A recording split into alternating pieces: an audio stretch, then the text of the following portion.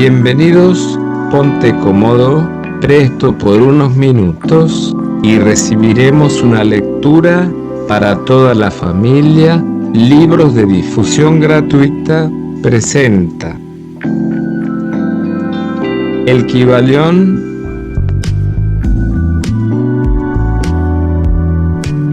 por los tres iniciados. El Kybalión, capítulo 7, video 3. El todo en todo.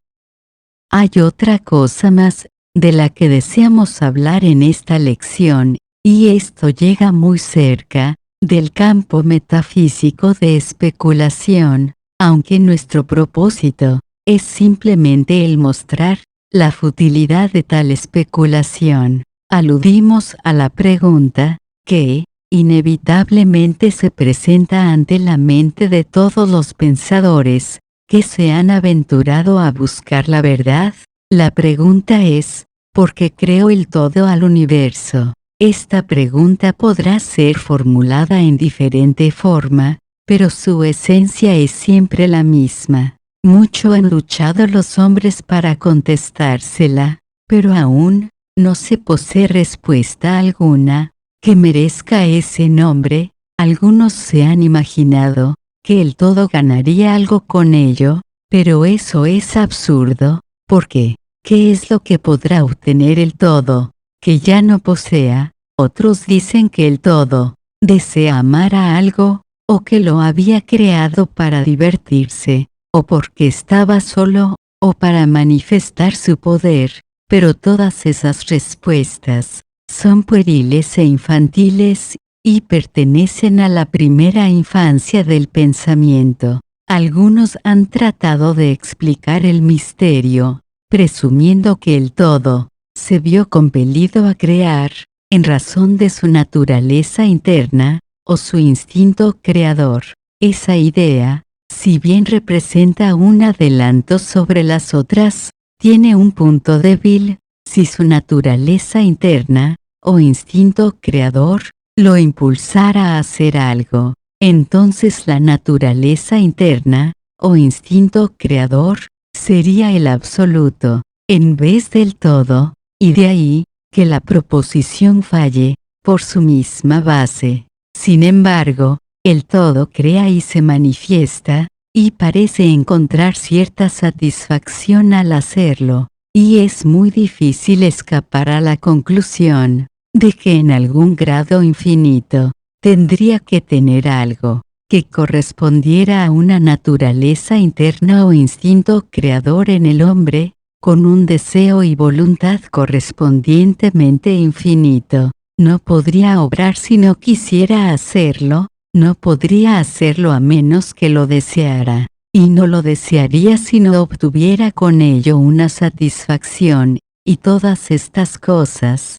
pertenecerían a una naturaleza interna, y podría postularse su existencia, de acuerdo con la ley de correspondencia, tanto interna como externa. Este es el problema que yace en la raíz misma de la dificultad, y la dificultad que se encuentra en la misma raíz del problema. Estrictamente hablando, no puede decirse que haya ninguna razón para obrar, porque una razón implica una causa, y el todo está por encima de la causa y del efecto, salvo cuando su voluntad misma se convierte en una causa, en cuyo momento el principio se pone en movimiento, de manera pues que no puede pensarse en el mismo asunto, porque como el mismo todo es incognoscible, así como nos vemos obligados a decir simplemente,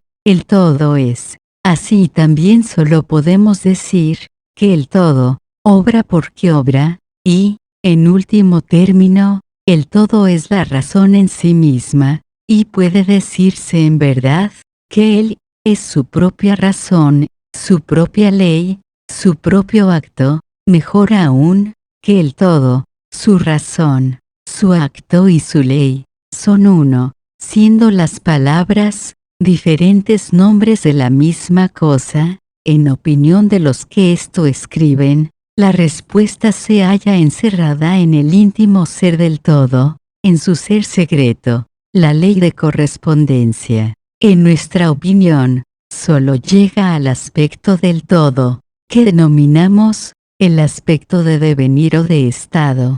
Tras ese aspecto, está el de ser, en el cual todas las leyes se pierden en la ley, todos los principios en el principio, y el todo, el principio y el ser, son idénticos, uno y lo mismo. Por consiguiente, toda especulación metafísica sobre el punto es fútil. Si nos ocupamos aquí de la cuestión, es solo para mostrar que, si bien reconocemos el hecho, reconocemos también lo absurdo de las respuestas dadas por metafísicos y teólogos. En conclusión, podrá ser de interés para los estudiantes el saber que en tanto que algunos de los antiguos y modernos instructores herméticos se inclinan más bien a aplicar el principio de correspondencia a la cuestión, que da por resultado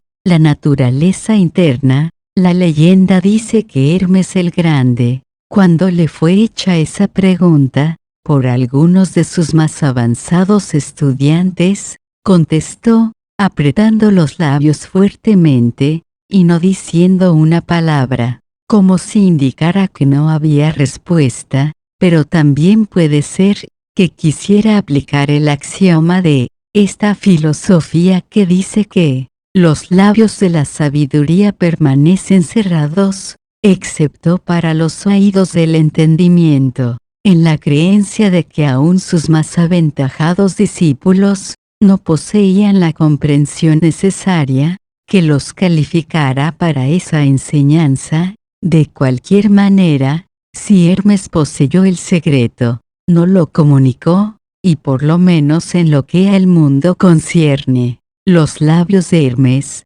están cerrados al respecto, y si Hermes el Grande vaciló en hablar, ¿quién sería el osado mortal que tratara de enseñarlo? Pero, recordémoslo, cualquiera que sea la respuesta de este problema, si es que hay alguna, la verdad es que, si bien es cierto que todo está en el todo, no lo es menos que el todo está en todas las cosas. La proposición en este punto es enfática, y, para terminar, repetiremos las palabras de la cita: el que comprenda esto debidamente, ha adquirido gran conocimiento.